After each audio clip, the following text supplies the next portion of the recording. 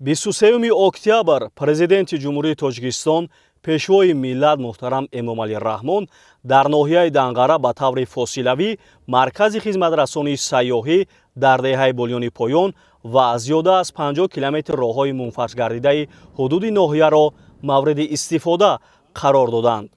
Маркази хизматрасонии сайёҳӣ аз гӯшаи намоиши ҳунарҳои мардумӣ, меҳмонхона, ошхона бо 20 ҷойи нишаст ва 4 ҳуҷраи дигари ёрирасон иборат мебошад. бо дастгирии ҳукумати ҷумҳурии Тоҷикистон ва бо мақсади татбиқи босамари стратегияи рушди сайёҳии ҷумҳурии Тоҷикистон барои давраи то соли 2003 дар ҷамъияти деҳоти ба номи Исмат Шарифи ноҳияи Данғара маркази хизматрасонии сайёҳӣ сохта ба истифода дода шуд. Бо бунёди чунин марказҳои хизматрасонии сайёҳӣ сатҳу сифати хизматрасонӣ дар қаламрави ҷумҳурӣ аз ҷумла дар ноҳияҳои дурдаст боз ҳам беҳтар мешавад ва ин боис мешавад ки дар ҳар як марказ аз 8 то 10 ҷойи кори доимӣ муҳайё карда шавад.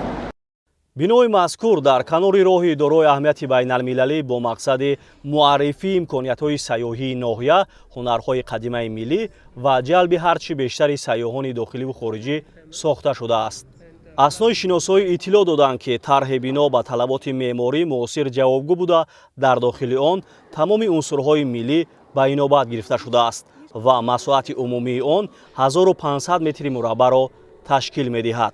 маркази хизматрасонии сайёҳӣ аз ҷониби ҷамъияти дорои масъулияти маҳдуди Интергрупп дар давоми 7 моҳ бунёд карда шуд.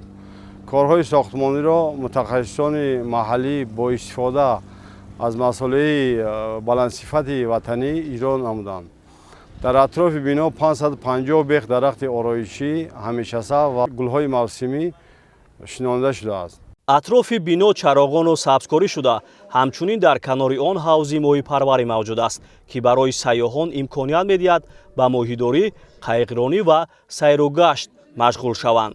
пешвои миллат муҳтарам Эмомалӣ Раҳмон пас аз шиносоӣ ба масъулин барои ҷалби бештари сайёҳон ба кишвар, шоиста муаррифӣ намудани имкониятҳои сайёҳӣ ва рушди инфрасохтори соҳа дастуру супоришот доданд.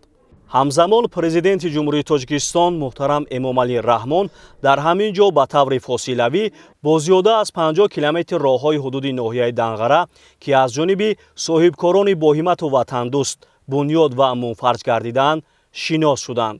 сокинону соҳибкорони ватандӯсти ноҳия бо пайравӣ аз сиёсати созандаву бунёдкоронаи пешвои миллат барои дар сатҳи баланд истиқбол намудани ҷашни пуршукӯҳи миллӣ 35-солагии истиқлоли давлатии Тоҷикистон корҳои ободониро вусъат мебахшанд. дар ноҳияи Данғара дар доираи ҷашни 35-солагии истиқлолияти давлатии ҷумҳурии Тоҷикистон зиёда аз 77 километр роҳҳои кӯчаву маҳаллаҳо ба нақша гирифта шудааст. зиёда аз 50 километри он ба истифода дода шудааст. ҳамзамон маълум менамоем, ки мунфаршнамоии кӯчаву маҳаллаҳо аз ҷониби соҳибкорони ватандӯсти ноҳия ба нақша гирифта шудааст. дар кӯчаҳои Карматулло Қурбон, Восе, Саидқил Турдиев ва дигар кӯчаҳои шаҳраки Данғара мунфаршнамоӣ ба итмом расида, дар қисмати поёнии кӯчаи Карматулло Қурбон корҳои мунфаршнамоӣ идома дорад. иттилоъ дода шуд, ки роҳҳои ҳудуди шаҳраки Данғараи ноҳия навсозӣ ва канорҳоиро васеъ карда шуда, то ҷашни 35-солагии истиқлоли давлатӣ 77 километр роҳҳои дигари деҳоти ноҳия мунфарҷ карда мешаванд. ҳоло зиёда аз 10 километр роҳҳои 3 кӯчаи марказӣ ва 4 деҳоти ноҳияи Данғара, аз ҷумла кӯчаҳои Мирзо Турсунзода, Восе, Кароматулло Қурбонов ва деҳаҳои Пушин, Шаршар, Ғиҷовак ва Алиҷон мунфарҷ карда шуданд. дар ҷамъияти деҳоти Сафобахш дар деҳаи Сафедоб аз навсозӣ, мунфарҷкунӣ, асфалткунӣ ҳама ино бо як суръати баланд рафтааст. зиёда аз 6 километр роҳҳо ҳамашон асфалт пӯшиданд. мо сокинони деҳаи Сафедоб аз ташаббусҳои пешвои миллат муҳтарам Эмомалӣ Раҳмон миннатдорем. бунёд ва мунфаршнамоии роҳҳои дохили деҳоти ноҳия имкон медиҳад, ки ҳаракати мунтазами воситаҳои нақлиёт ва рафтуомади сокинон ба дигар деҳот ва маркази ноҳия дар ҳама фасли сол пурра таъмин карда шавад.